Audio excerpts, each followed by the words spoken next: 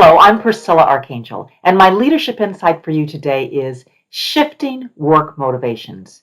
Employee well-being takes the lead. As a leader, do you care more about employee well-being or about business performance? Now, of course you want both, but you know you can't have one without the other.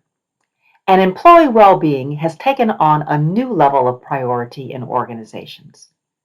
On an individual basis, it's evident in employee engagement survey results, in employee feedback, in social media commentary on topics like burnout, and in conversations with people at all levels of businesses.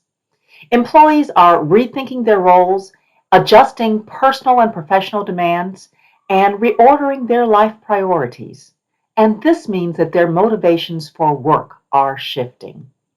And as a result, companies are implementing new policies to promote employee well-being.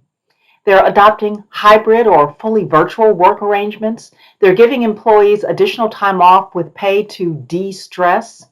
They're offering additional wellness and mental health services and introducing lots of fun activities to build employee engagement.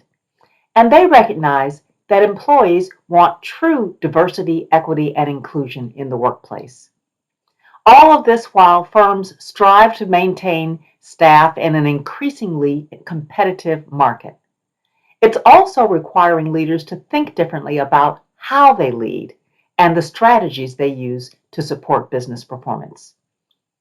Now, these shifts have been evolving for years, but we're suddenly accelerating them when the pandemic reverberated throughout the workplace. And now both the speed of change and the uncertainty of its direction is causing leaders to wonder about the future of work. Leaders realize that employees who in the past may have been willing to take on difficult assignments, relocate to places that maybe were less desirable, or work long hours for extended periods of time, or maybe take on roles that really didn't pique their interest, are much less willing to make these concessions. And team members' shifting motivations impact the entirety of their work experience. Things like how work is performed, such as project assignments, strategic approaches, communication roles and responsibilities, or where work is performed, and the subsequent impact on operating costs, business infrastructure, cybersecurity, collaboration, and team building to support results, and also what they get from work, including pay, pleasure, and playtime. How these elements evolve remains to be seen, and companies are alternating between setting the pace and following the lead of others who appear to be responsive to shifting needs and employee requests.